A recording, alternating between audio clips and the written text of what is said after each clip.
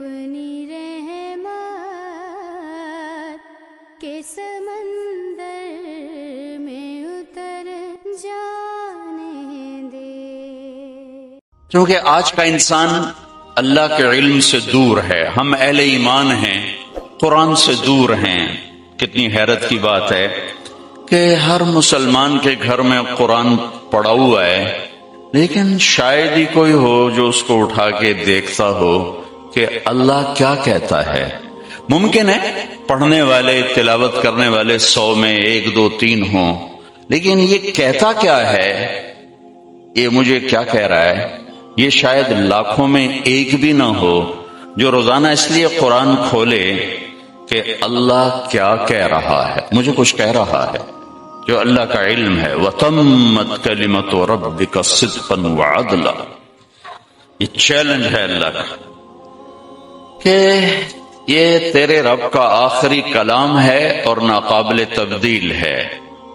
یہ تجربات کی کتاب نہیں ہے کہ آج یہ دیکھنے کو ملا، کل یہ ملا، پچھلا 0 ہو گیا، اب یہ نیا آ گیا. ایسا نہیں ہے. تمت مکمل ہو گیا. یہ نہیں بدل سکتا. لا مبدل لکلمات، دنیا کی کوئی طاقت اسے نہیں بدل سکتی. لا تبدیل لکلمات، نہ یہ خود بدلے گا نہ اسے کوئی بدل سکتا ہے. تو یہ ہماری محرومی ہے کہ گھروں میں اللہ کا کلام موجود ہے، ذوق کوئی نہیں ہے یا غفلت ہے. کیا کہہ رہا ہے اللہ؟ میں ایسے موقعوں پہ کہا کرتا ہوں کہ اور کچھ نہیں تو صرف وہ جگہ ضرور پڑھیں جس میں اللہ کہہ رہا ہے یا ایھا الذین آمنو، اے ایمان والو. چونکہ یہ بات صرف مجھ سے ہو رہی، آپ سے ہو رہی. جب اللہ تعالیٰ کہتا ہے یا ایھا الناس، ساری دنیا سے بات کر رہا ہے. اے انسانوں، یا بنی آدم، اے آدم کی اولاد، ساری آدم کی نسل سے بات ہو رہی. یا ایھا الذین ہادو، اے یہود، تو ان سے بات ہو رہی. یا اہل الکتاب، اے اہل کتاب، ان سے بات ہو رہی. یا ایھا الذین کفروا، کافروں سے بات ہو رہی. لیکن جب اللہ کہتا ہے نا یا ایھا الذین آمنو، اے ایمان والو، تو اس کی مثال ایسا ہی ہے کہ آپ سب بیٹھے ہیں اور میں کہوں بھائی عثمان ذرا ادھر آنا، تم سے بات کر رہا ہوں. تو میں اس کو یہاں بلا کے اس کے کان میں بات شروع کروں. اب سب کے جی میں آئے گا کوئی خاص بات ہو رہی، وہ خاص بات ہو رہی. تو پورے قرآن میں صرف 89، 90 بھی پورا نہیں، 100 تو نہیں، 90 بھی پورا نہیں، صرف 89، ایک کم 90. اس میں اللہ کہتا ہے اے ایمان والو، اے ایمان والو. اور اس میں بھی ہر دفعہ نئی بات نہیں ہے، بعض اوقات ایک ہی بات کو کئی دفعہ. یا ایھا الذین آمنوا اتقوا اللہ ولا تموتن الا وانتم مسلمون. یا ایھا الذین آمنوا اتقوا اللہ حق تقاتہ. یا ایھا الذین آمنوا اتقوا اللہ ولتنظر نفس ما قدمت لغد. یا ایھا الذین آمنوا اتقوا اللہ. یہ ایمان والو تقوی اختیار کرو 4 دفعہ، شاید اس سے بھی زیادہ ہو. ایک بات کو 4 دفعہ کہا، ہر دفعہ نئی بات نہیں ہے، ہر دفعہ. یا ایھا الذین آمنوا آمنوا باللہ ورسولہ، اے ایمان والو اللہ اس کے رسول پر ایمان لاؤ. یا ایھا الذین آمنوا هل ادلکم علی تجارۃ تنجیکم من عذاب علیم تؤمنون باللہ ورسولہ. اے ایمان والو ایمان لاؤ. تکرار ہے، کئی باتوں کو بار بار اللہ نے دہرایا ہے. تو میں اتنا ضرور سارے مجمع سے کہوں گا کہ اپنا کوئی ٹائم ٹیبل ایسا بنا لیں کہ کم از کم یا ایھا الذین آمنو کے بعد اللہ کیا کہہ رہا ہے اس کو تھوڑا ہم پڑھتے رہا کریں کہ ہمیں پتہ تو چلے کہ اس کائنات کا مالک کیا چاہتا ہے، کیا کہتا ہے، کس چیز سے روکتا ہے. کدھر بلاتا ہے، کسے حقیقت کہتا ہے، کسے دھوکہ کہتا ہے۔ تو میں یہ عرض کر رہا تھا کہ چونکہ اللہ کے علم سے دوری ہے، اللہ کے علم کا ذوق بھی نہیں رہا، تو اب اپنے علم کے مطابق چلنا شروع کیا، تو اس وقت ساری دنیا پر مغرب کا قبضہ ہے، مغربی فکر کا قبضہ ہے، اور اہل مغرب کے تصور میں نہ جنت ہے نہ جہنم ہے، صرف یہی زندگی ہے، اور انسان کے اندر خوب سے خوب کی تلاش ہے، لہذا وہ اس کو جنت بنانے کا زور لگا رہے ہیں، اسے جنت بنانا ہے، لیکن یہ بن نہیں سکتی، ڈیزائنر نے ڈیزائن نہیں کیا، اس کے نظام سے ٹکر ہے، ہو نہیں سکتا۔ اچھا فرض کرو بن بھی جائے، موت کو کیا کرے؟ موت سے کہاں سے بھاگے؟ وہ جو بعض روایات میں آتا ہے کہ یمن کے بادشاہ شداد نے کہا جو جنت مسلمانوں کا رب ان کو موت کے بعد کہتا ہے میں یہیں بنا دیتا ہوں، تو اس نے پورا ایک چھوٹا سا شہر آباد کر دیا، بنوایا، جس میں سارے گھر سونے کے، چاندی کے، اور سڑکیں سونے کی، چاندی کی، کافی عرصہ وہ جنت بنتی رہی، اور جب وہ مکمل ہو گئی تو وہ اس کا افتتاح کرنے کے لیے گیا، ایک پاؤں اندر تھا ایک باہر تھا، اللہ نے کہا جان نکالنا، دروازے پر گر کے مر گیا۔ تو اس کا کیا کرے؟ اسے دیکھنا بھی نصیب نہ ہو۔ ایک دفعہ اللہ تعالیٰ نے اسرائیل سے پوچھا کبھی کسی کی جان لیتے ہوئے رحم بھی آئے؟ کہنے لگا دو دفعہ۔ یہ اتنی مضبوط روایات نہیں ہیں، کمزور روایات ہیں، پہلے میں بتا دیتا ہوں۔ کہ ایک دفعہ ایک کشتی ٹوٹ گئی، ایک عورت ایک تختے پہ جان بچانے کے لیے سوار ہو گئی، کچھ بہہ گئے وہ بچ گئی، اس نے وہاں بچہ جانا، تو نے مجھے کہا اس کی جان نکال لے، عورت کی۔ تو مجھے اس بچے پہ رحم آیا کہ اس کا کیا بنے گا جو بیچ سمندر پانی میں ابھی پیدا ہوا ہے، اور اس کے بعد شداد کی جان نکالتے ہوئے رحم آیا کہ کم وقت نے اتنی جان لگا کے جنت بنائی، تو نے دیکھنے بھی نہ دیا اور دروازے بھی جان نکالے۔ تو اللہ تعالیٰ نے فرمایا تمہیں خبر ہے یہ شداد کون ہے؟ کہا نہیں، کہا یہ وہی بچہ ہے جس پر تو نے رحم کھایا تھا، میں نے اسے رزق دیا، ملک دیا، وہ میرے ہی مقابلے میں کھڑا ہو گیا۔ تو آج کا جو انسان ہے وہ اس دنیا کو جنت بنانا چاہتا ہے، نہیں بن سکتی۔ یہی ہو جائے نا اگر کہ یہ زندگی اچھی گزر جائے جو ہے، تو یہی ہماری جنت ہے۔ اچھا، زندگی کا اچھا ہونا ایک اور چیپٹر ہے، اور ضروریات زندگی کا اچھا ہونا یہ اور چیپٹر ہے۔ ہر انسان خوبصورت زندگی گزار سکتا ہے، لیکن ضروریات زندگی ہر انسان خوبصورت نہیں لے سکتا۔ نحن قسمنا بینہم معیشتہم، ہم نے تمہارے درمیان رزق کو تقسیم کیا ہے۔ یبسط الرزق لمن یشاء ویقدر، کسی کو زیادہ دیتے ہیں کسی کو کم دیتے ہیں۔ جنوری فروری ہمارا چلے کی جماعت تھی، افریقہ کے 8 ملک، ہزاروں سال پرانی زندگی دیکھ کے آئے ہیں، وہاں ایک دن گزارنا مشکل تھا، وہ نسل در نسل آباد ہیں، اور شاید ہم سے زیادہ خوش ہوں گے وہ۔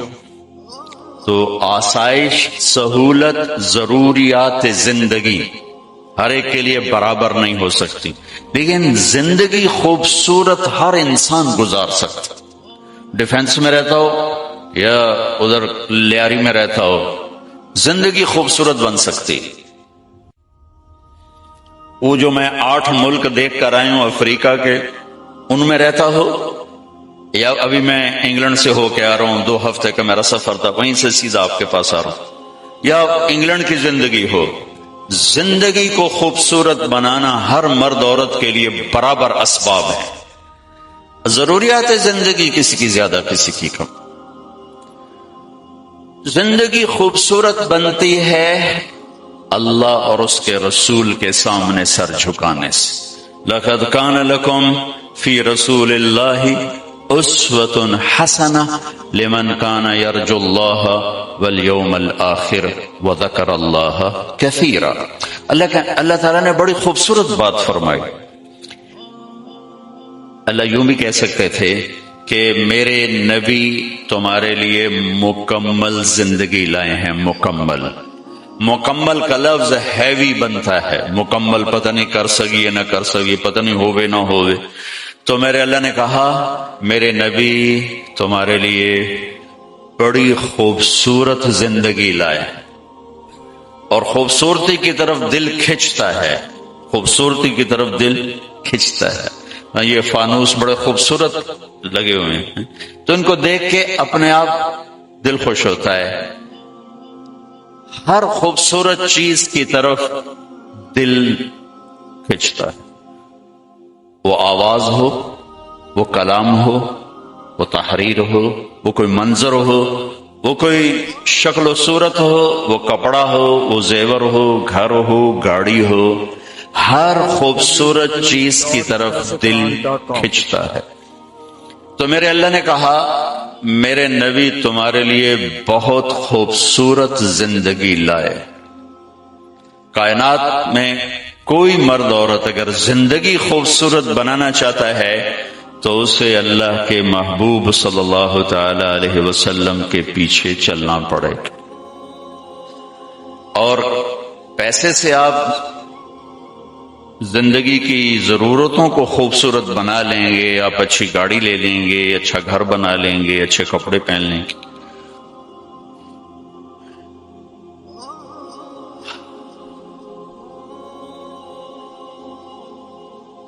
وہاں مانچسٹر میں ایک دوست کی گاڑی میں بیٹھا تو اس کے پاس یہ موبائل تھا،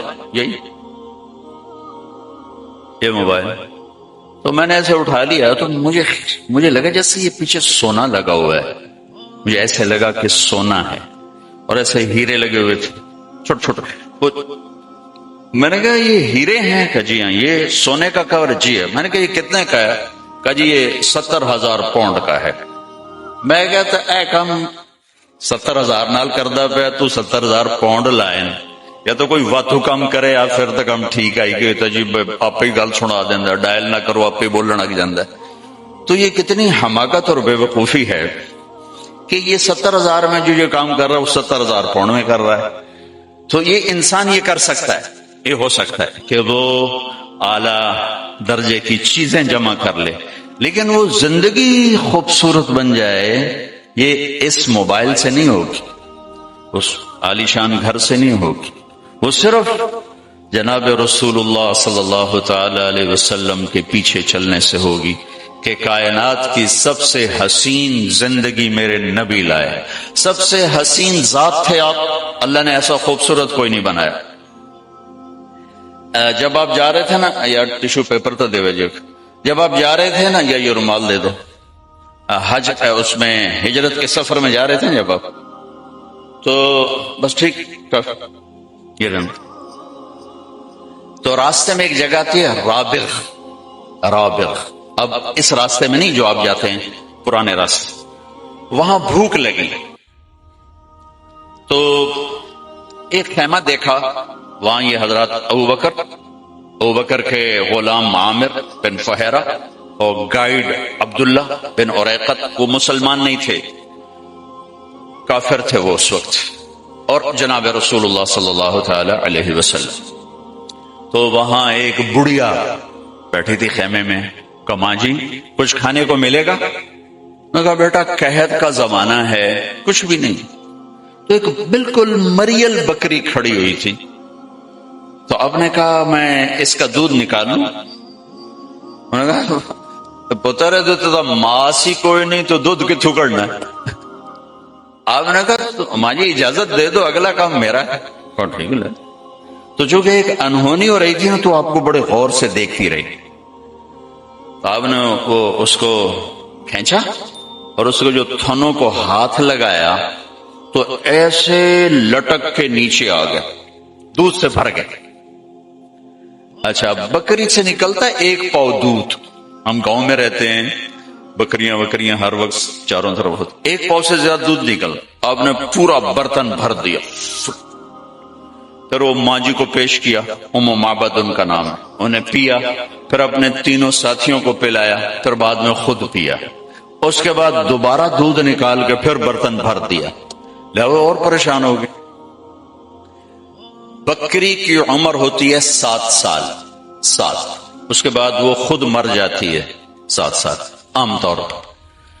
یہ بکری 22 سال زندہ رہی اللہ کے نبی کے ہاتھ لگنے کی برکت، 22 برس، اور مر گئی، ذبح نہیں ہوئی، مر گئی۔ حضرت عثمان کے زمانے میں جا کے مر گئی کھڑے کھڑے۔ شام کو جب اس کا خامد آیا تو اس نے دیکھا برتن میں دودھ، کہنے لگا یہ دودھ کہاں سے؟ انہیں کہا یہ بکری سے۔ کہا تیرا دماغ خراب ہے، اتو کتوں نکل ہے؟ ماں سے دے اتے کوئی نہیں، دودھ کتوں آ گیا؟ اسی سے ایک برکت والا نوجوان آیا تھا، کوئی اس کے ہاتھوں میں ہی برکت تھی۔ تو کہنے لگا کیسا تھا ذرا بتاؤ؟ تو اس نے ہمارے نبی کا حلیہ بیان کیا۔ انہوں نے کہا رأیت رجلا طاہر الوضاء ابلج الوجه حسن الخلق لم تعبه ثجلة لم تزر به سعلة ازج اقرن وصیم قصیم في عينيه دعج في صوته صحت في لحيته كثافة في عنقه سطع ان تکلم علاه البهاء وان سکت علاه الوقار فهو اندر الثلاثة۔ سبحان، کیا خوبصورت اس نے ہمارے نبی کو ایسے اپنے ہمارے سامنے کھڑا کر دیا۔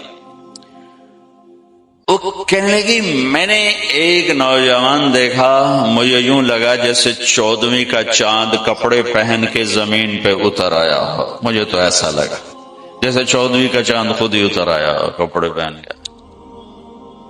چمکتا چہرہ، خوبصورت جسم، پیٹ بڑھا ہوا نہیں، سر کے بال اڑے ہوئے نہیں، یعنی گنجے نہیں، سر سے لے کر پاؤں تک چمکتا ہوا جسم، جدھر سے دیکھتی تھی حسین نظر آتے تھے، قصیم، جتنا دیکھتی تھی دیکھنے کا شوق بڑھتا تھا، وسیم۔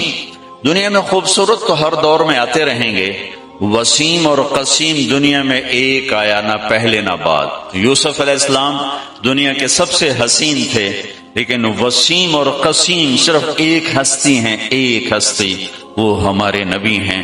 کہ وسیم اسے کہتے ہیں جس کو جتنا دیکھا جائے اتنا دیکھنے کا شوق بڑھے، آنکھ نہ بھرے، آنکھ نہ بھرے۔ اب ایک دفعہ دیکھتے ہیں زیادہ شوق ہوتا ہے، دوسری دفعہ اس سے کم، تیسری دفعہ اس سے کم، آخر میں آپ کہتے ہیں یار ویکھو یا چھڈو پرا، ویکھو یا چھڈو پرا۔ وسیم اسے کہتے ہیں جس کو زندگی بھر دیکھو آنکھ نہ بھرے، اسے کہتے ہیں وسیم۔ اور قسیم اسے کہتے ہیں کہ جس کو جدھر سے دیکھو ہر طرف سے حسن کے جلوے ہوں، اسے کہتے ہیں قسیم۔ سر سے لے کر پاؤں کے ناخن تک، سر کے بالوں سے پاؤں کے ناخن تک جس کی ہر چیز خوبصورت ہو، اس کو کہتے ہیں قسیم۔ تو میں اس بی بی پہ قربان جاؤں، اس نے کیا وصف بیان کیا، کیا یوں لگا جیسے چاند کپڑے پہن کے آ گیا ہو، یوں لگا جیسے 14ویں کا چاند زمین پہ اتر آیا ہو۔ جدھر سے دیکھتی تھی حسن ہی حسن تھا، اور جتنا دیکھتی تھی دیکھنے کا شوق بڑھتا تھا، آنکھیں بڑی خوبصورت۔ میں ایک حدیث اور ساتھ جوڑ دیتا ہوں، آپ کی آنکھوں کے بارے میں 7 الفاظ ہیں، ادعج، اشکل، اکحل، احور، اہدب، انجل، ابرج، 7 الفاظ. اور ان 7 کا ایک ترجمہ ہے کہ اللہ نے کائنات میں ایسی آنکھ کسی کو نہیں عطا فرمائی. سوکھا ترجمہ کرا، سوکھا ترجمہ، اللہ نے کائنات میں ایسی آنکھ کسی کو، موٹی، لمبی، سرخ دھاریاں، پتلی سیاہ، سفیدی سفید، پلکیں لمبی، بغیر سرمے کے سرما لگا ہوا، گہری آنکھ، چمکتی آنکھ، نورانی اور روشن آنکھ. آپ کی آنکھوں میں آنکھیں ڈال کے کوئی بات نہیں کر سکتا تھا، برداشت نہیں کر سکتا، آنکھ جھک جاتی تھی. اس لیے آپ یوں دیکھا کرتے تھے، ایسے آپ ایسے نہیں دیکھتے تھے، ایسے دیکھتے تھے، تھوڑا ادھر سے تھوڑا ادھر سے. کبھی کبھی آنکھ اٹھاتے تھے. ہمارے نبی کیسے حیا والے تھے، مردوں میں بھی آنکھ نہیں اٹھاتے تھے، اتنی حیا تھی. عورت تو بڑی دور کی بات، مردوں میں بھی حیا کی وجہ سے آنکھ آنکھ بھر کے نہیں دیکھتے. کبھی کبھی آپ کی جب آنکھ اٹھتی تھی تو پھر سارے صحابہ ایسے ہو جاتے تھے، آپ کو کوئی دیکھ نہیں سکتا تھا. صرف 2 آدمی آپ کو دیکھ سکتے تھے، ایک ابو بکر اور ایک عمر، بس باقی کو نہیں دیکھ سکتا تھا. تو وہ بیوی کہنے لگی کیا خوبصورت آنکھ تھی، اور بھویں لمبی گول کمان کی طرح، من غیر قرن، یہاں بال نہیں تھے، یہاں بال نہیں تھے. فی صوتہ سحر، آواز میں ایک جادو تھا، کشش، روح، نغمہ تھا آواز میں. یہ ساری آواز کی کوالٹیز. آواز میں روب ہو تو نغمہ نہیں رہتا، نغمہ ہو تو روب نہیں رہتا ہے. دیکھیے میرے نبی کی آواز میں نغمہ بھی تھا، روب بھی تھا، کشش بھی تھی، جادو بھی تھا. ایک دفعہ نا طفیل بن عامر دوسی ہیں، قبیلہ دوس کے سردار تھے. وہ آئے مکہ تو ان کو مکے والوں نے کہا ایک ہماری قوم کا نوجوان ہے، وہ بہت بڑا جادوگر ہے، جو اس کی سنتا ہے اسی کا ہو جاتا ہے، باپ دادے کو چھوڑ دیتا ہے. لہذا ایک کام کرنا، جب تک مکے میں رہو نا، وہ دی گل نہ پیا سنی، نہیں تو تیرے 4 خانے نکل جانے. وہ کہنے کہ میں ایسا ڈرا کہ میں نے کانوں میں روئی ڈال دی. میں کہا میں سندا ہی کوئی نہیں، روئی ڈال. کہنے لگا میں طواف کر رہا تھا تو میں نے ایک نوجوان دیکھا، بڑا خوبصورت نماز پڑھ رہا. تو میں نے لوگوں سے پوچھا یہ کون ہے؟ تو ان کا ہوا وہی ہمارا جادوگر ہے. تو کہنے لگے مجھے خیال آیا کہ طفیل تو ایک عرب قبیلے کا سردار ہے، بچہ تو نہیں ہے، اور یہ چہرہ جادوگر کا بھی نہیں ہے، تو اس کی سن، اچھی بات ہوگی تو لے لوں گا اور غلط ہوگی تو چھوڑ دوں گا. میں کہڑا کوئی کاکا جڑا میں میرے تے جادو چل جاؤنا. کہنے لگے میں نے کانوں سے روئی نکالی اور جا کے بیٹھ گیا. آپ نماز سے فارغ ہوئے تو کہنے لگے میں نے پوچھا ما تقول، کیا کہتے ہو؟ تو آپ نے کہا ان الحمد للہ احمدہ واستعینہ وأؤمن به وأتوکل علیہ من یہدہ اللہ فلا مضل له ومن یضللہ فلا ہادی له. چونکہ وہ عرب تھا نا، اس کلام کو سمجھتا تھا. یہ خطبے کے کلمات ہیں لیکن میرے آپ کے لیے کوئی اس میں کشش نہیں ہے، چونکہ ہم اس کی گہرائی نہیں سمجھتے. لیکن کہنے لگا اعد فقد بلغنا قاموس البحر. ارے نوجوان ذرا دوبارہ سنا دے، تیرے چند لفظوں نے 7 سمندر پی لیے ہیں، 7 سمندر پی لیے. آپ نے دوبارہ کہا ان الحمد للہ احمدہ واستعینہ واؤمن بہ واتوکل علیہ من یہدہ اللہ فلا مضل لہ ومن یضللہ فلا ہادی لہ. کہنے لگا کلمہ پر ہاتھ بڑھا، کیا کہتا ہے؟ مانتا ہوں تیری. آواز میں نغمہ کھینچتی تھی آواز. تو وہ ماں جی کہہ رہی تھوڑی دیر میں اس نے سارا نقشہ کھینچ کے بتایا تھا کہ جب بولتے تھے ایک نور چھا جاتا تھا، جب خاموش ہوتے تھے ایک وقار چھا جاتا تھا، آنکھوں میں ایک کشش تھی، ایک جاذبیت تھی، گہرائی تھی، روشنی تھی، نور تھا، پلکیں دراز تھیں، چہرہ چاند کی طرح چمکتا ہوا تھا. یتلألؤ وجهه تلألؤ القمر لیلۃ البدر. داڑھی بڑی خوبصورت گھنی تھی، گردن سراہی دار لمبی تھی، تینوں میں سب سے نمایاں ہستی تھے. تو وہ کہنے لگا، ان کا خامن ابو معبد کا، اللہ کی بندی یہ وہی قریشی نوجوان ہے جس کے پیچھے سارے مکے والے لگے ہوئے ہیں، یہ اس کے ہاتھ کی برکت ہے تو لگتا ہے وہ سچا ہی نبی ہے، چل اس کے پیچھے چلیں. تو دونوں میاں بیوی چلتے چلتے مدینہ پہنچے اور اللہ کے نبی کے ہاتھ پر جا کے کلمہ پڑھا. تو اللہ نے آپ کی ذات اتنی خوبصورت بنائی، سبحان، پھر آپ کو اخلاق ایسے عالی شان دیے. ایک چھوٹی سی مثال دیتا ہوں، مطلب میں آپ کی طرف متوجہ ہوں. مجھے عثمان اگر کہے گا نا مولوی صاحب تو میں اتنا ہی کروں گا جی، اور اتنا کہنے سے کافی ہو گیا جی. لیکن جب ہمارے نبی پاک صلی اللہ تعالی علیہ وسلم کو کوئی بلاتا نا، یا رسول اللہ، ادھر سے یا رسول اللہ، آپ نے زندگی بھر کبھی ایسے نہیں کیا. یہ بھائی بیٹھے یہ مجھے کہیں گے مولوی صاحب تو میں اتنا ہی کروں گا، لیکن جب ہمارے نبی کو کوئی بلاتا یا رسول اللہ تو آپ ایسے نہیں کرتے تھے، اب یوں کرتے تھے، پورا موڑتے تھے اس کی طرف. کوئی ادھر سے بلاتا تو آپ یوں نہیں کرتے تھے بلکہ پورا موڑ کر کہتے تھے جی. ساری زندگی لوگوں میں رہے اور ہر دفعہ یہ کیا، کبھی یوں نہیں کیا، پورا مڑ کر اس کو عزت دیتے تھے. زندگی بھر کسی کو ایسے نہیں کیا، کبھی بلانا پڑا دور آدمی بیٹھا ایسے نہیں کیا، پورے ہاتھ کا اشارہ ایسے کرتے.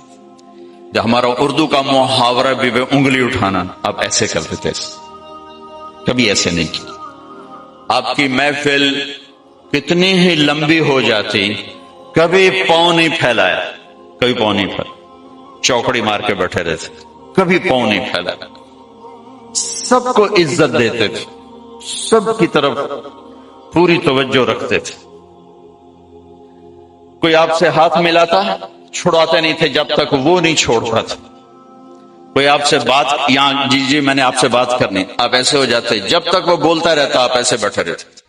ادھر آ کے بیٹھا ہے یوں ہو جاتے تھے، ادھر بیٹھا ہے یوں.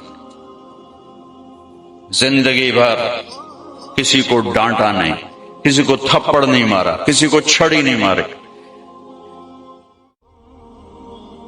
حنین کی جنگ میں شکست ہوگی پہلے، پھر بعد میں فتح ہوگی. تو صحابہ بھاگے. ایک صحابی کا بھاگتے بھاگتے اللہ کے نبی پر پاؤں آ گیا. بھاگ رہے تھے، اللہ کے نبی کے ہاتھ میں ایک چھڑی تھی چھوٹی سی، تو آپ نے اس کو ایسے چھڑی ماری. اوجعتنی، ارے تو نے مجھے تکلیف پہنچائی. ٹھیک، اچھا انہوں نے ویسٹ کوٹ نہیں پہنی ہوئی تھی، لوہے کی جیکٹ پہنی ہوئی تھی، زرہ لوہے کی زرہ پر تو تلوار نہیں اثر کرتی تھی، اور سوٹی کی اثر کرنا ہے. ٹھیک، لیکن ان کے کانوں میں آواز پڑ گئی کہ اللہ کے نبی نے کہا کہ تو نے مجھے تکلیف پہنچائی.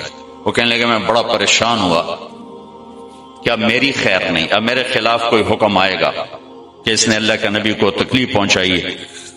کہ ساری رات نیند نہیں آئی. اسی خوف میں کہ اب صبح کوئی نہ کوئی میرے خلاف وحی آئی. فجر کی نماز کے بعد اعلان ہوا جس کا پاؤں نبی کے پاؤں پر پڑا تھا وہ حاضر ہو جائے. میں کہا کوئی گل ہو گئی نا، ہوں تو جاونا ہے تو کوئی نہ کوئی اللہ دی طرف تیرے اتنے قانون آ جاونا ہے.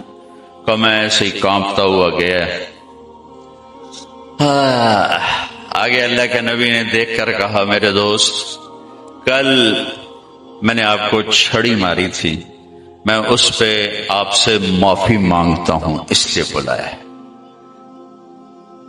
اور یہ 60 اونٹنیاں آپ کو تحفہ دیتا ہوں اس چھڑی کے بدلے میں.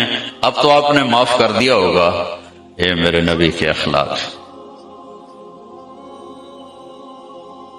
سبحان اللہ. وہ سوچ رہے ہیں کہ میرے اوپر کوئی اللہ کا عذاب اب آئے گا، اور میرے نبی کیا کہہ رہے ہیں کل آپ کو چھڑی لگ گئی تھی میرے ہاتھ سے، معافی چاہتا ہوں، یہ 60 اونٹنیاں آپ کو تحفہ پیش کرتا ہوں۔ یہ میرے نبی ایک خوبصورت زندگی لائے۔ یہ بتاؤ، زندگی خوبصورت چیزوں سے نہیں بنتی، نبی کے پیچھے چلنے سے بنتی۔ اور میرے نبی کی زندگی کا سارا حسن آپ کے ہر ادا میں ہے، ہر ادا میں ہے۔ لیکن اس میں جو سب سے چیز اوپر نظر آتی ہے نبوت کے بعد، وہ آپ کے اخلاق ہے، وہ آپ کے اخلاق ہے، وہ آپ کے اخلاق۔ ہمارے نبی نے لمبی نمازیں پڑھی تو اللہ نے فرمایا اتنی لمبی نہیں چاہیے، آپ درمیانے درجے کی نماز پڑھیں۔ ما انزلنا علیک القرآن لتشقی، آپ نے سارا مال اٹھا کے خرچ کر دیا۔ سخاوت بہت بڑا عمل ہے، نماز بہت بڑا عمل ہے۔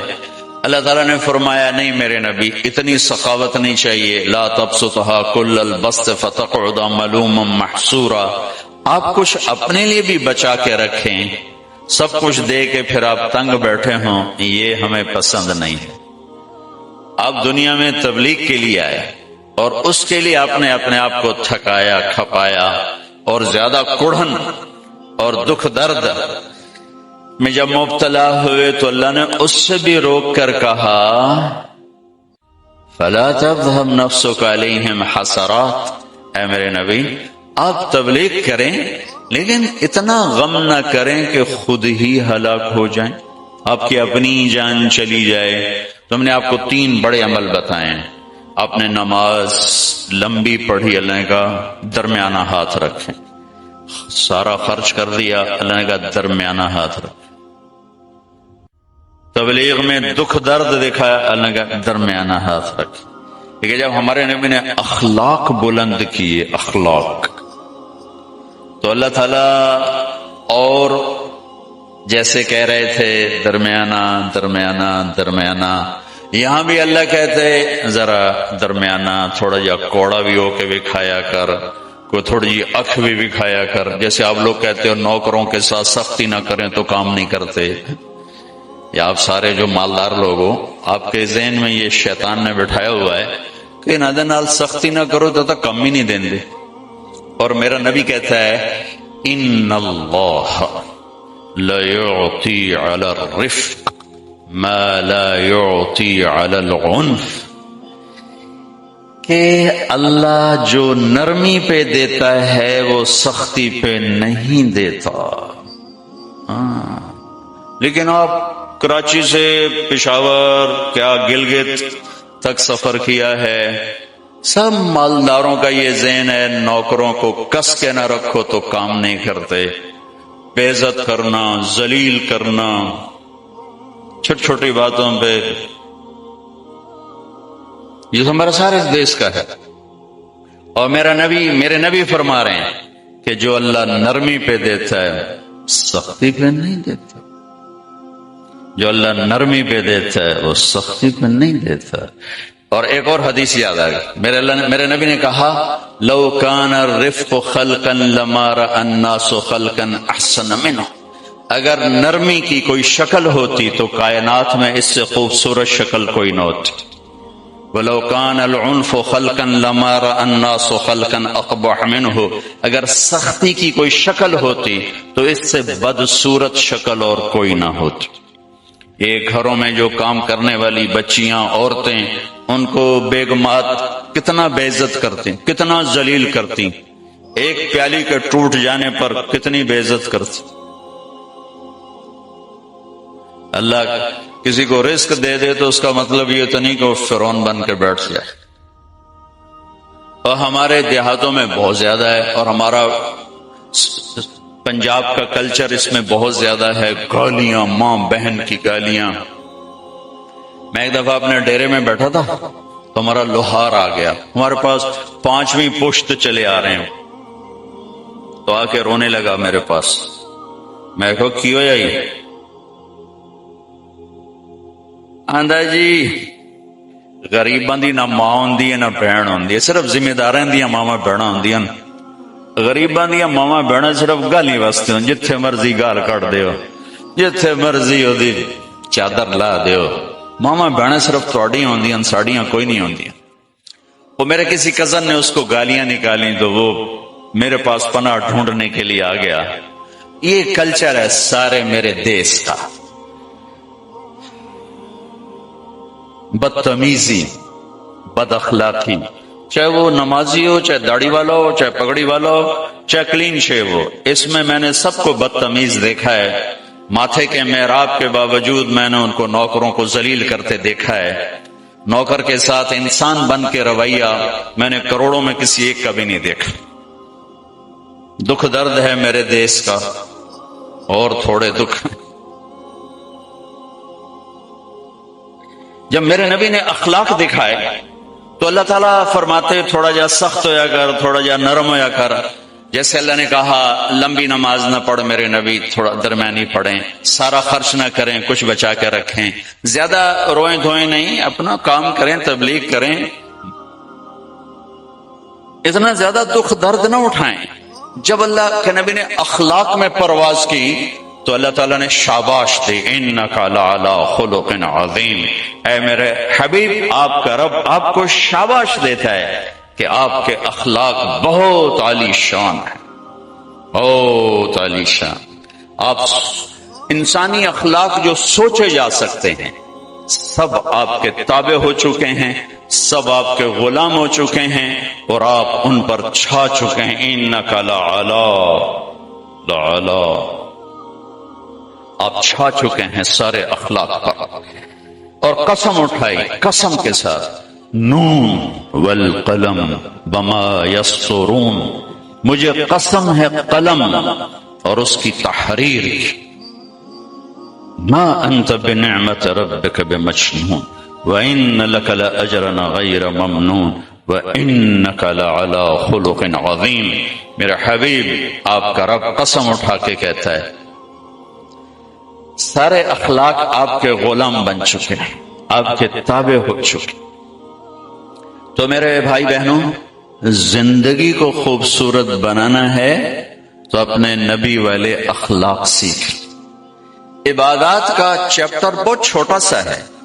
آپ میں سے ابھی جو بھائی فرض حج پہ جا رہے ہیں، اس کے بعد موت تک آپ سے کوئی مطالبہ نہیں کہ آپ آ کے حج کریں، ایک دفعہ بس۔ زکوٰۃ حج پیسے والوں کے لیے ہے، غریبوں کے لیے نہیں ہے، اور زکوٰۃ پورے سال میں 2 منٹ کا کام ہے، جیب سے نکال کے اور حقدار کو دے دیا، ختم۔ یہ 15-20 دن کا حج کر کے ساری زندگی کی چھٹی، سال میں 1 دفعہ روزے 1 مہینہ، اور نماز 5 دفعہ۔ نماز میں معافی کوئی نہیں، باقی ہر چیز میں اللہ تعالیٰ نے گنجائش رکھی ہے۔ زکوٰۃ آج فرض ہوئی ہے، 1 مہینے بعد دے دو، ایک سال کے اندر جب دے دو۔ اس سال حج فرض ہو گیا ہے، زندگی میں کسی وقت کر لو، روزے میں بیمار ہو گئے ہو بعد میں رکھ لو۔ صرف ایک نماز میں اللہ نے کہا کہ یہ چھٹی نہیں ہے، اسے ہر حال میں ادا کرنا ہے، اس کی معافی نہیں۔ اس کو اللہ نے مضبوطی سے بیان فرمایا، اقیموا الصلاۃ وآتوا الزکاۃ، اقیموا الصلاۃ وآتوا الزکاۃ۔ 10 دفعہ قرآن میں آیا ہے نماز پڑھو زکوٰۃ دو، نماز پڑھو زکوٰۃ دو، لیکن 5 وقت کا کام ہے نا، 24 گھنٹے کا کام تو نہیں ہے۔ اہمیت کے لحاظ سے عبادات میں سب سے اعلیٰ درجہ نماز کا ہے، سب سے اعلیٰ درجہ نماز کا ہے، معافی کوئی۔ میں کہا کرتا ہوں اگر گنجائش ہوتی تو اس 14 صدی میں کربلا والوں کو گنجائش ہوتی کہ نماز چھوڑ دیتے، جو دنیا کا سب سے عجیب و غریب واقعہ ہے، ظلم و ستم میں بھی اور مظلومیت میں بھی۔ ایک طرف مظلوموں پر ظلم کی انتہا ہے اور ایک طرف ظالم کے ظلم کی انتہا ہے، اور ایسا کربناک واقعہ شاید تاریخ میں نہ دہرایا جائے کبھی بھی، نہ اتنے نہ حسین ہو اور نہ اتنے بڑے درجے کا ظلم و ستم دیکھنے کو ملے۔ وہ تو نواسہ رسول دوبارہ تو نہیں آئیں گے، جہاں نواسہ رسول اپنے بھائی بیٹوں سمیت بھتیجوں سمیت ذبح ہو رہے ہوں۔ زمین آسمان نے کبھی یہ منظر دیکھا یا دیکھے گی؟ نماز کا وقت آیا، امام علی مقام نے زہیر ان کے ایک ساتھی تھے، ان سے کہا کہ یہ شمر سے کہو ہمیں نماز پڑھنے تھی، نماز پڑھنے تھی۔ ہوئے ہوئے ہوئے میں یوں کہتا ہوں اگر یہ قافلہ نماز نہ بھی پڑھتا تو ان کی جنت کا فیصلہ ہو چکا تھا۔ یہ تو بالکل موت کے کنارے پر کھڑے تھے اور لہو لہان تھے سارے قافلے والے۔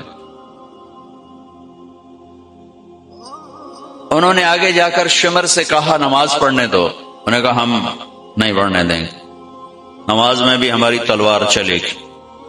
تو انہیں واپس آ کر بتلایا کہ وہ راضی نہیں ہے۔ تو آپ نے کہا ٹھیک ہے، آدھے نماز پڑھو آدھے جنگ کرو۔ نماز نہیں چھوڑی، آدھے نماز پڑھو آدھے جنگ۔ ہمارے کتنے دوست ہیں اچھے نماز ہو جی، میٹنگ چل رہی تھی اس لیے نماز چھوٹ گئی، قضا پڑھ لواں گے، پیچھے پڑھ لواں گے، میٹنگ چل رہی تھی نماز چھوٹ گئی۔ کربلا سے بڑا واقعہ انسانی تاریخ میں نہیں آئے گا، نماز نہیں چھوڑی، نہیں چھوڑی۔ آدھوں نے نماز پڑھی آدھوں نے جنگ کی، پھر انہوں نے نماز پڑھی اور انہوں نے جنگ کی، اور عصر سے پہلے سب کے سر کٹ کے نیزوں پہ چڑھ چکے تھے۔ اور یہ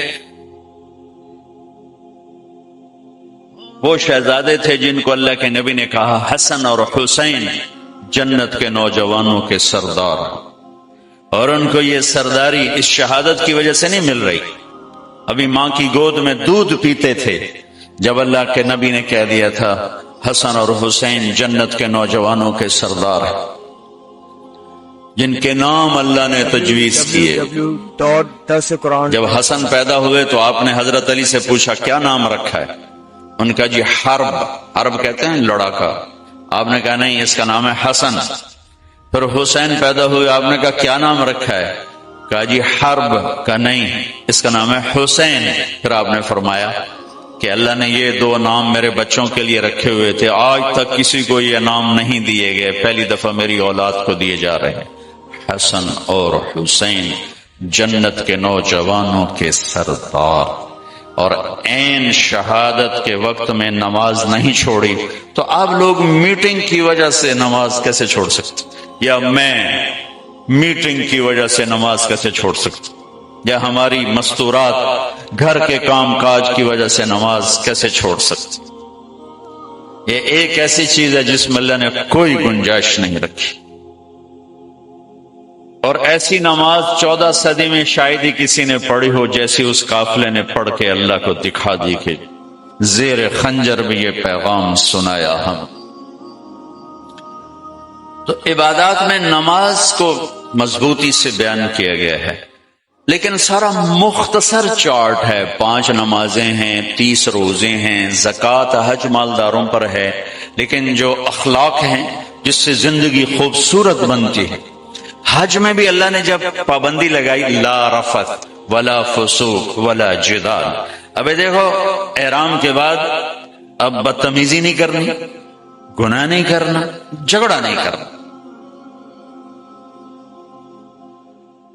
عبادات کا ایک مطالبہ فاذکروا اللہ ذکرا کثیرا کذکرکم آباءکم او اشد ذکرا، ایک مطالبہ کہ احرام میں حج میں میرا ذکر کثرت سے کرنا۔ باقی جو اللہ نے سارا زور لگا ہے، کہا دیکھو بھائی کوئی بدتمیزی کا بول نہیں بولنا، لڑائی نہیں کرنی، کوئی بڑا گناہ نہیں کرنا۔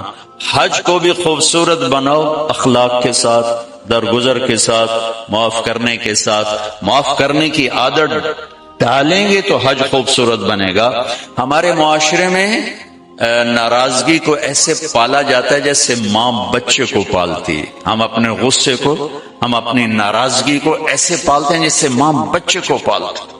بیوی کو روکتے ہیں ادھر نہیں جانا، بچوں کو روکتے ہیں ادھر نہیں جانا، بیوی کہتی ہن تسی ادھر نہیں جانا، میں لڑ کے آ گئی ہوں۔ اور ہماری بڑی چھوٹی چھوٹی لڑائیاں ہیں، بڑی چھوٹی چھوٹی لڑائیاں، بہت معمولی معمولی۔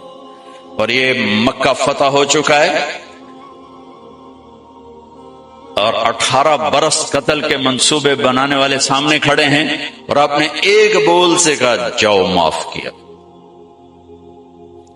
بیٹی کے قتل کا سبب بننے والے حبار بن اسود، حضرت زینب کہ سواری کو برچھا مارا، وہ گری، زخمی ہوئی، اسی زخم میں 8 برس اس کے درد اور تکلیف کو سہتے سہتے انتقال ہوا۔ وہ کلمہ پڑھنے آیا، کہا جی معافی چاہتا ہوں کہ جو معاف کیا۔ ادھر بیٹی کے قتل کا جرم ہے اور ادھر آپ کا ظرف ہے جو معاف کیا۔ ہمارا فرد جرم کیا ہے؟ ہمیں شادی پہ نہیں بلایا، بس ہم نے تو بولنا ہی چھوڑ دیا۔ شادی پہ نہیں بلایا، بولنا چھوڑ دیا۔ ادھر فرد جرم کیا ہے؟ بیٹی کے موت کا سبب ہے، جاؤ معاف کیا۔ یہ عبداللہ بن ابی سرحہ ایمان لائے، پھر مرتد ہو گئے، نبوت کے دعوے تک پہنچ گئے۔ قرآن کہنے لگے میرے اوپر بھی قرآن اترتا جیسے ان پر اترتا ہے۔ اتنے بڑے بڑے فرد جرم، اور حضرت عثمان ان کو لے کر آئے، جی یہ معافی مانگنے ہیں، اب میں جاؤ معاف کیا۔ ہماری فرد جرم کیا ہے؟ ہم نے رشتہ مانگا، ہمیں رشتہ ہی نہیں دیا، ہم نے بائیکاٹ کر دیا۔ میں بیمار تھا، میں نے پوچھنا ہی نہیں آیا، اسی بس گل ہی مکا چھڑی۔ یہ ہماری لڑائیاں ہیں، یہ ہمارے گھروں کے جھگڑے ہیں۔ آپ نے عثمان بن ابی طلحہ سے کہا ذرا بیت اللہ تو کھول دے، میں نے نماز پڑھنی۔ تو وہ کہنے لگا جاؤ جاؤ تمہارے لیے کھول دوں۔ یہ جب آپ مکے میں تھے تو آپ نے کہا وہ کیا دن ہوگا جب یہ چابی میرے ہاتھ میں ہوگی، جسے چاہوں گا دوں گا۔ وہ کہنے لگا وہ دن کبھی نہیں آئے گا، مکہ فتح ہو گیا۔ تو عثمان بن ابی طلحہ بھاگ گئے، کہ ابھی آج میری خیر کوئی نہیں۔ تو آپ نے حضرت علی سے فرمایا جاؤ اسے پکڑ کے لاؤ۔ حضرت علی رضی اللہ تعالیٰ عنہ پکڑ کے لائے، چابی بھی اور وہ بھی، اور ویسے کھڑے ویسے چابی آپ نے ایسے لمبی چابی میں نے دیکھی ہوئی، لمبی چابی۔ تو حضرت عباس پاس کھڑے تھے، پاس کہنے کہ یا رسول اللہ ہمارے خاندان میں پانی پلانا بھی ہے اور حاجیوں کو کھانا کھلانا بھی ہے، چابی بھی ہمیں دے دیں تو سارے حج کی عزت بنو ہاشم کے پاس آ جائے گی، یعنی آل رسول کے پاس آ جائے گی، اہل البیت کے پاس۔ اب یہ کوئی دنیاوی منصب نہیں تھا، دینی منصب تھا، خدمت کا تھا، تو ایک اچھی چیز تھی میرے خاندان میں آ جائے، ٹھیک ہے۔ اور کہنے والے چچا ہیں، اور آگے سامنے وہ کھڑا ہے جس نے بے عزت کیا تھا۔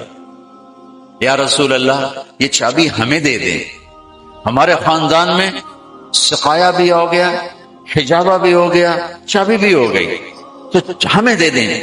تو آپ نے حضرت عباس کی نہیں سنی، عثمان یوں کھڑے، آپ نے کہا عثمان، وہ ساری نہیں اٹھا رہا شرم کی وجہ سے، عثمان تو نے ایسے دیکھا شرمندگی سے۔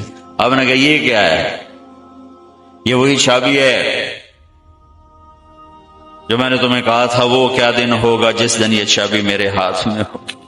خذہ خالدا طالد، تو نے تو میرے لیے دروازہ نہیں کھولا تھا، میں یہ چابی تیرے ہاتھ میں دے رہا ہوں، قیامت تک تیری اولاد میں رہے گی، باہر نہیں نکلی۔ ہائے ہائے ہائے، واہ یا رسول اللہ۔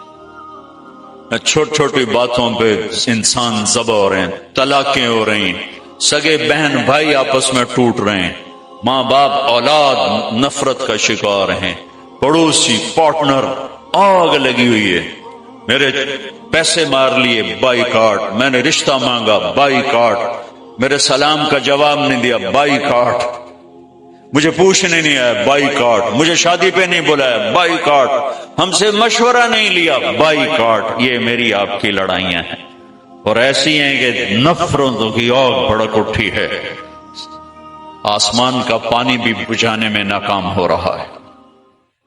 کیا میرے نبی نے معاف کر کے دکھایا۔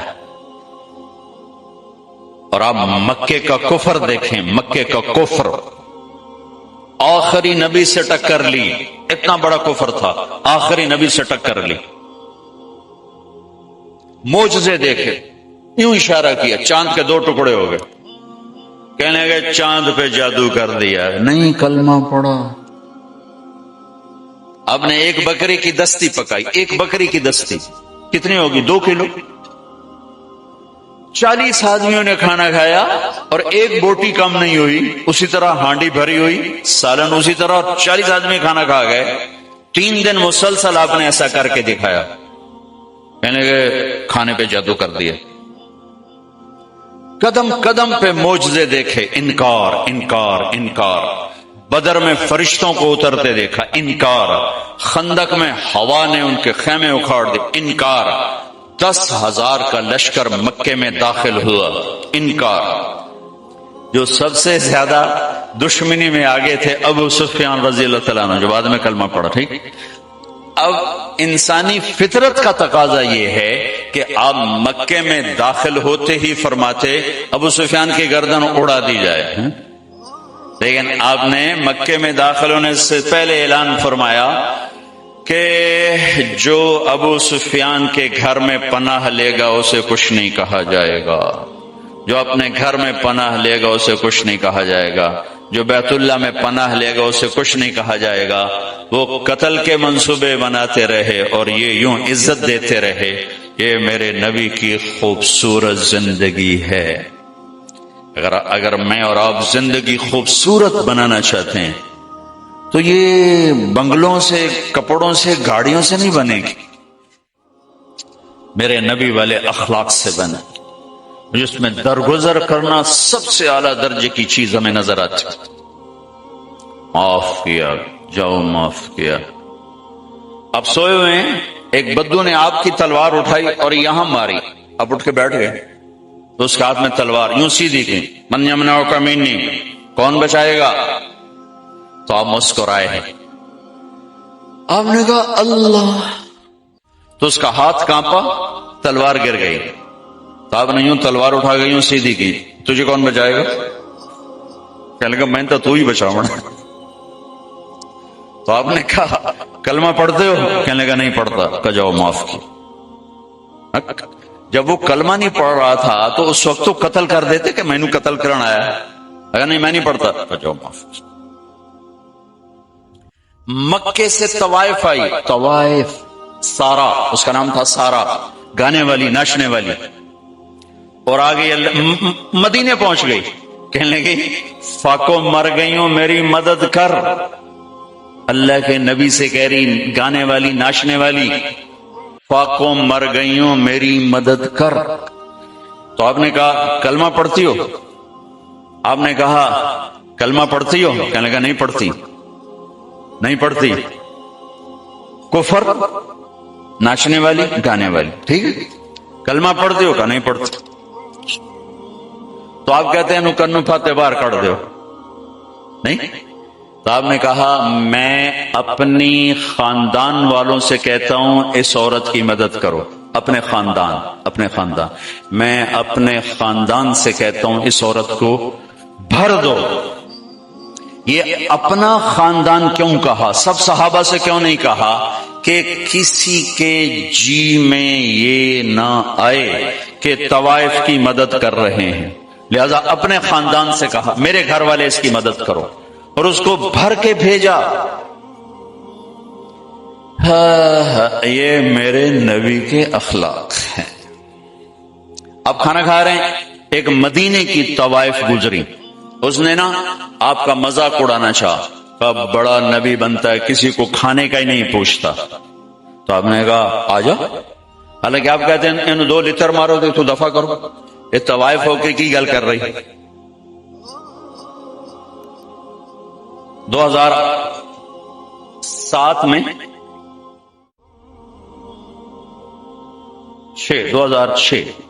2006 میں نرگس میرے ساتھ حج پر تھی. لاہور کا گروپ تھا، اس کے ساتھ ہم گئے ہوئے تھے. اس کو تیار کیا تھا.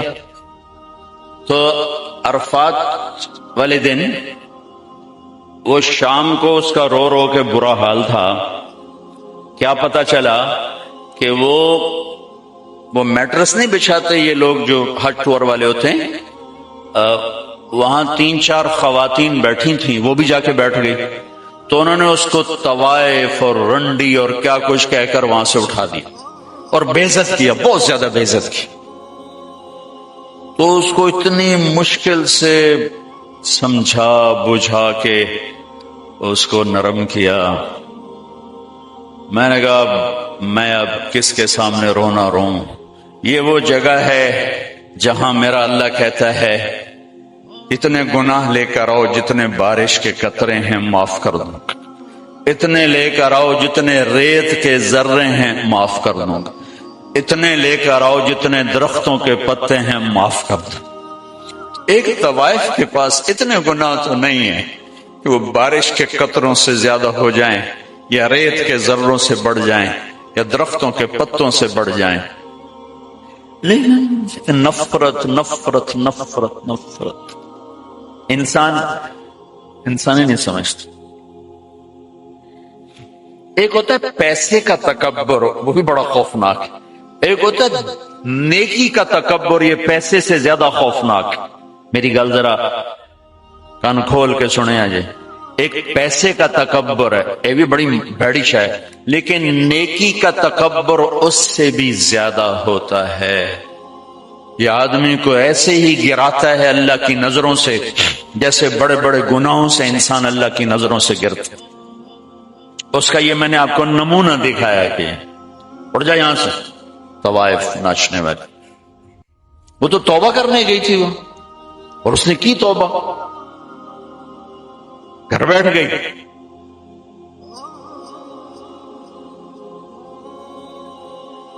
ہماری نفرتوں نے بڑے بڑے ہیرے ہم نے ضائع کر دیے۔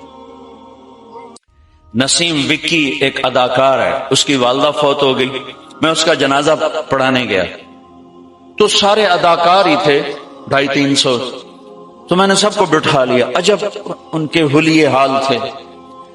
کس ماحول میں؟ ہر گناہ اس ماحول میں ہوتا ہے جس میں وہ ان کی زندگی گزرے، ہر گناہ۔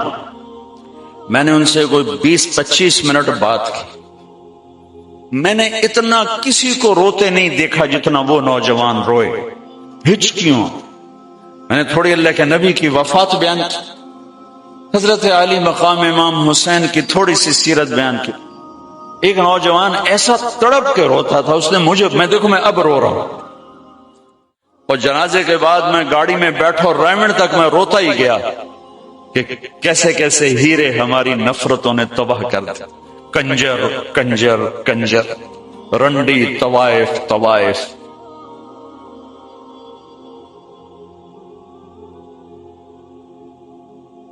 کون جسم کو بیچتی؟ کس نے گھنگرو بندھا پہنا ہے؟ کس نے اس کو جسم فروشی پہ مجبور کیا؟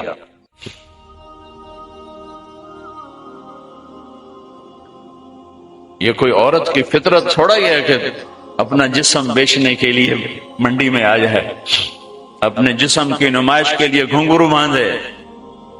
یہ تو نچوانے والے میاں صاحب، سیٹھ صاحب، چودھری صاحب، سردار صاحب، ان کی کلغی سفید رہی، اس کے ماتھے پہ طوائف کا داغ لگا، موت بھی نہ دھو سکی۔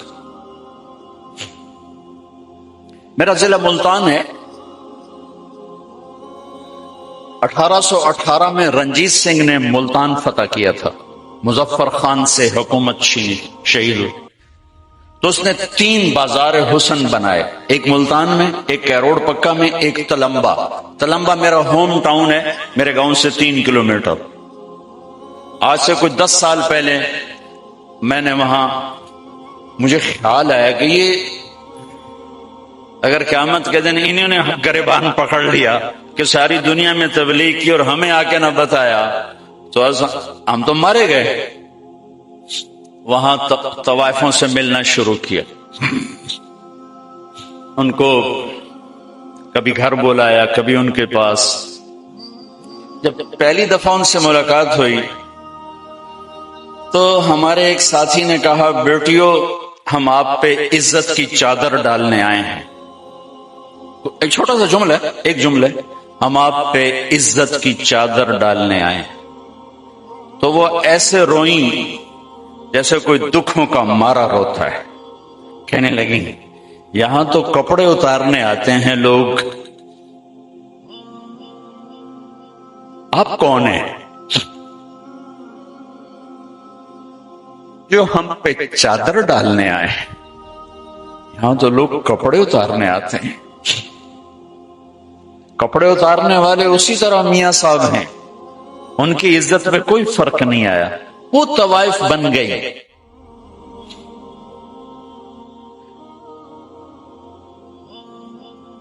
10 سال کی محنت کے بعد اللہ کے فضل سے وہ سارا محلہ اب ختم ہونے کو ہے.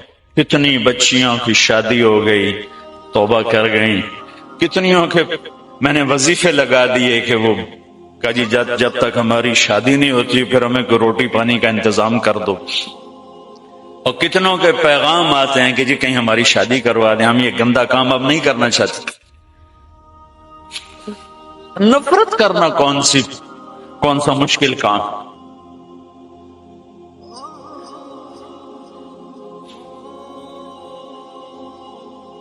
وہ طوائف کہنے لگی یہ کیسا نبی ہے جو کسی کو پوچھتا ہی نہیں. آپ نے کہا آجا تو بھی آجا، بٹھا لیا. وہ تو آپ کو غصہ دلانا چاہتی تھی. کہنے لگی میں ایسے نہیں کھاؤں گی، جو تیرے منہ میں ہے وہ نکال کے مجھے کھلا. اور ہماری پنجابی کی مثال ہے کبا، سمجھتے کبڑا، کبے نو لت لگی وہ سیدھا ہو گیا، ان کو سے لت ماری وہ سیدھا ہو گیا. اس نے تو اللہ کے نبی کا مذاق اڑایا، وہ اس کو سیدھا پڑ گیا.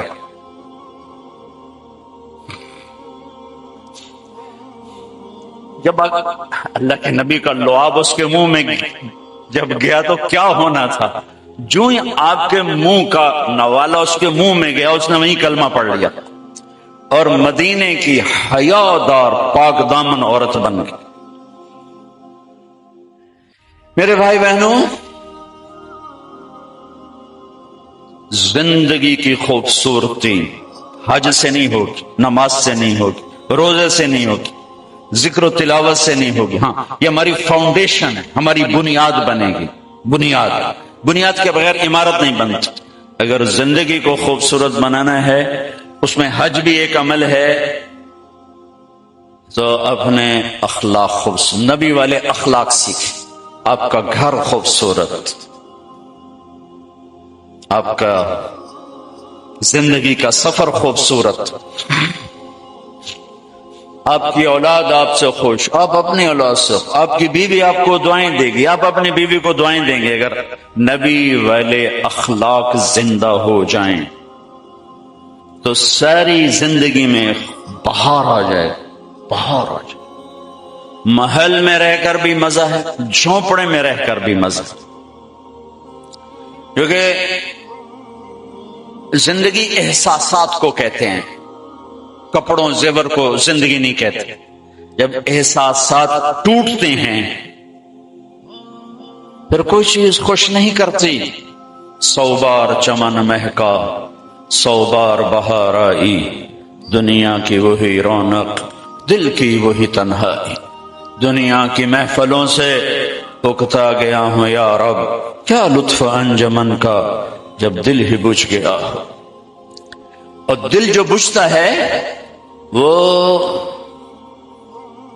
جب رویے غلط ہوتے ہیں اس سے دل بجھتا. زبان کے سخت بول، بدتمیزی، معاف نہ کرنا، درگزر نہ کرنا، طنز، یہ زندگی کو ویران کر دیتا. تو میری آپ سب سے گزارش ہے، میں نے صرف حج سے متعلق بات نہیں کی، پوری زندگی سے متعلق بات کی ہے کہ اگر میں، آپ یا ہماری مستورات مائیں بہنیں بیٹیاں، اگر یہ اپنی زندگی میں خوبصورتی دیکھنا چاہتی ہیں، ایک جسم کی خوبصورتی ہے جس کو جتنا بچا لیں بڑھاپا کھا جائے گا یا موت کھا جائے گی، نہیں بچ سکتی. لیکن ایک اخلاق کی خوبصورتی، ایک زندگی کی خوبصورتی ہے، وہ جتنے آپ کے اخلاق بڑھیں گے آپ کی زندگی خوبصورت ہوتی جائے گی، خوبصورت ہوتی جائے گی، حسین ہوتی جائے گی. اب اللہ کی بارگاہ میں بھی جگہ پا لیں گے اور لوگوں کے دلوں میں بھی جگہ پا لیں گے کہ ایک میٹھے بول پر آپ دل خرید سکتے ہیں اور ایک کڑوے بول پر ساری زندگی کی محبتوں کو آگ لگ جاتی. کیونکہ تعلق بنتے بنتے بنتا ہے، توڑنے کے لیے تو ایک بول ہی کافی ہو، ایک بول ہی کافی ہو. اللہ تعالیٰ نے قرآن میں دل کو شیشے سے تشبیہ دی ہے، شیشے سے. اور عرب کی شاعری میں، اردو کی شاعری میں، فارسی کی شاعری میں دل کو شیشے سے تشبیہ دی گئی ہے. میں صرف قرآن سے آپ کو بات کر رہا ہوں.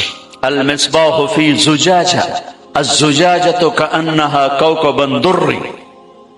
یہ دل شیشہ، شیشے سے تشبیہ دینے میں پتہ نہیں کتنی وجوہات ہیں.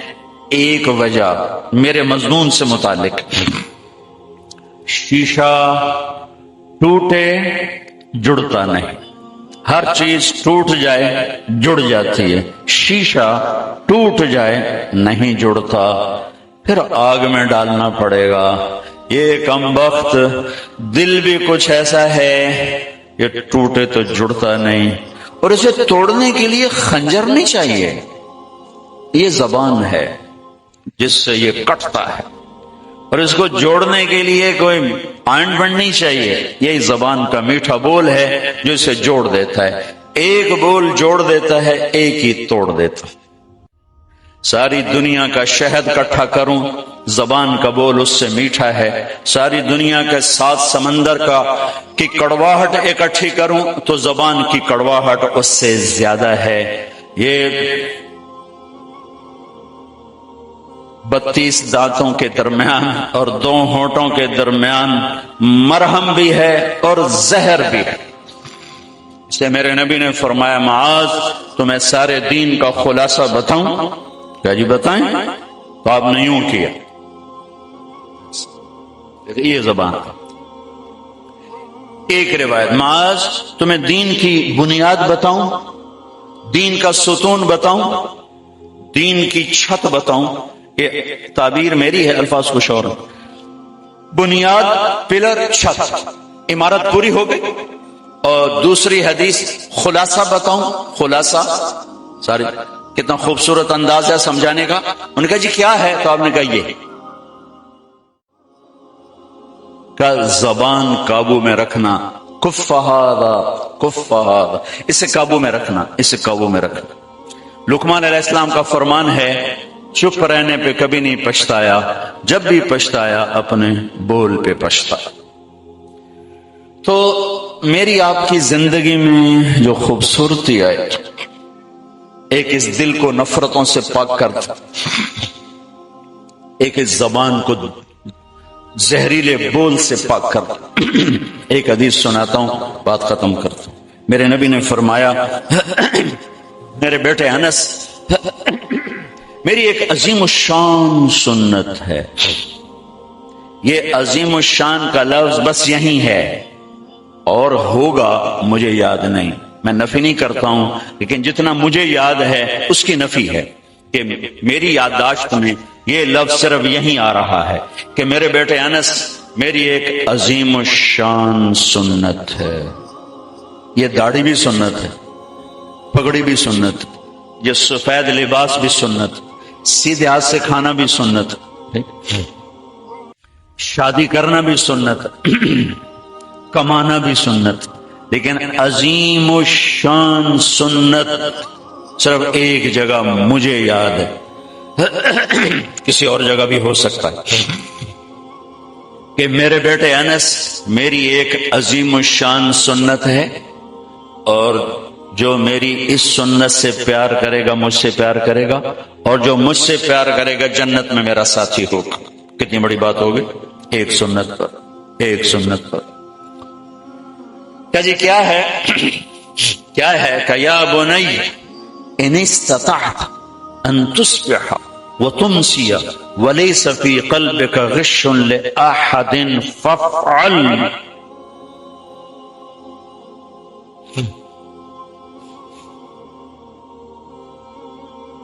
میرے بیٹے انس، تمہیں ایک عظیم الشان سنت بتاتا ہوں. زندگی بھر ساری زندگی ایک کام کرتے رہنا، ایک کام ساری زندگی، جوانی میں، بڑھاپے میں، بیماری میں، صحت میں، دن میں، رات میں، سردی میں، گرمی میں، سفر میں، حضر میں، ایک کام کر، ایک میری سنت پہ عمل کرنا. اس دل میں کسی کی نفرت نہ پالنا، کسی سے نفرت نہ کر. لأحد مسلم نہیں کہا، مومن نہیں کہا کہ کسی مسلمان سے نفرت نہ کرنا. لأحد. اس وقت 7 ارب انسان ہیں دنیا میں، اور میرے نبی فرما رہے ہیں کسی سے نفرت نہ کرنا، کسی سے بغض نہ رکھنا، کسی کا کھوٹ دل میں نہ رکھنا. یہ میری وہ سنت ہے، جو اس سے پیار کرے گا مجھ سے پیار کرے گا، جو مجھ سے پیار کرے گا جنت میں میرا ساتھی ہوگا. بھائی بہنوں، ہم کپڑے پہنتے ہیں نا، صاف ستھرے پہن کر آئے نا آپ لوگ. میں بھی ابھی بدل کے آیا ہوں، آپ بھی بدل کے آئے. کہ داغ لگا ہوا نہ خود اچھا لگتا ہے نہ لوگوں کو اچھا لگتا ہے. تو نفرت یہ وہ دل کا داغ ہے جو اللہ کو پسند نہیں ہے. صاف کر دیا کر. دیکھو ہم کھانا کھاتے ہوئے آگے نیپکن رکھتے ہیں اور آستینیں چڑھا کے بیٹھتے ہیں کہ کہیں آستینوں پہ نہ کوئی سالن لگ جائے، اور آگے وہ یہ پہلے اگلے رکھ کے توڑے واسطے روٹی کھواؤں گی نا، روٹی ہے دیکھو نا توڑے واسطے پہلے سامنے رکھے ہوئے بے توڑے چولے نہ میلے ہو جائیں. نہیں تو میرا اللہ یہی کہتا ہے ذرا اس کو بھی سانپ کے رکھ، اس پہ داغ نہ لگنے دے نفرت کا. مجھے اچھا نہیں لگتا، نہ میرے نبی کو اچھا لگتا ہے، نہ میرے رب کو اچھا لگتا ہے کہ میں کسی سے نفرت کروں.